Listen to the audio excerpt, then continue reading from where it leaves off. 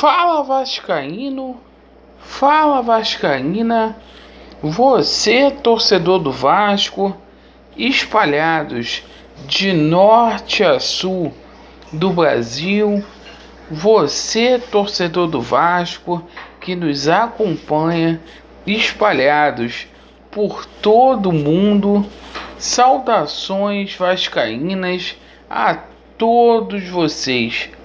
Primeiramente, um casaca no coração de cada vascaíno. Deus abençoe a cada um de vocês e um bom dia. Eu peço a todos para se inscrever no nosso canal, deixar o seu like e ativem o sininho para vocês receberem as notificações. E meus amigos, neste vídeo falaremos aí sobre alguns assuntos importantíssimos. Vamos falar sobre o Campeonato Brasileiro, a Copa Sul-Americana. Vamos falar também sobre a situação de reforços aí chegando no Vasco da Gama, certo? Meus amigos, com relação ao Campeonato Brasileiro, ontem, infelizmente, o Vasco da Gama voltou para a zona do rebaixamento. O Atlético Goianiense conseguiu vencer o Sport por 1-0 lá na Ilha do Retiro, placar que ninguém esperava, e acabou ultrapassando o Vasco da Gama.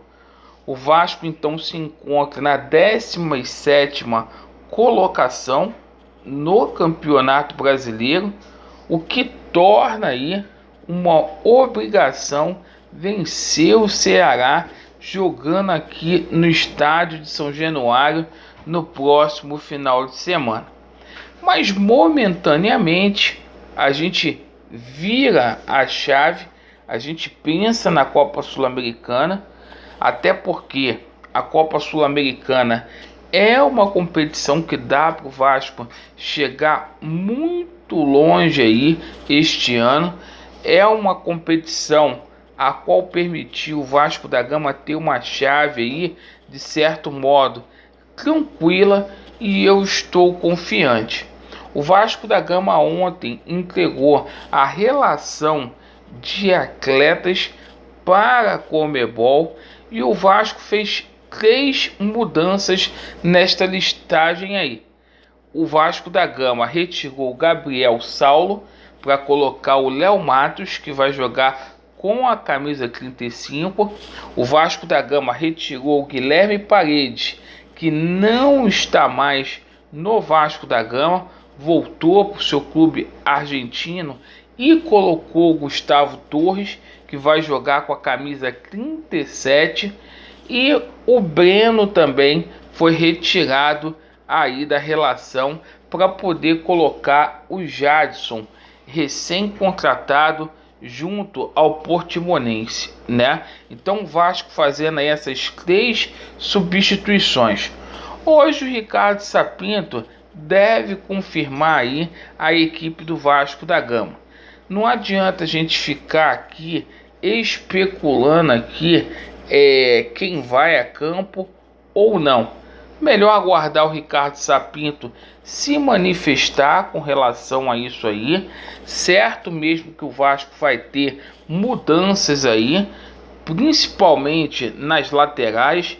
O Vasco da Gama também vai ter mudança no meio campo, porque o Andrei tomou o 3º cartão amarelo e não joga. Então o Vasco da Gama aí vai ter que se ajeitar. Além da situação do Thales Magno, talvez o Castan não possa jogar também. Então vamos aguardar a confirmação aí do departamento médico do Vasco e do técnico Ricardo Sapinto. Beleza? Meus amigos, com relação à situação de reforços, que está dando o que falar aí no Vasco da Gama, né? O Levenciano, a gente sabe que ele tem uma lista aí preparada aí de jogadores para poder trazer para o Vasco da Gama. E ontem o jornalista Fábio Azevedo, ele veio a público, jornalista da Fox, e disse que a minuta do contrato de Mário Balotelli já está pronta e que Mário Balotelli seria o primeiro reforço do Vasco da Gama na era Levenciano, certo? Então a gente aguarda aí esse desfecho aí. A princípio seria um contrato aí de 2 anos, né?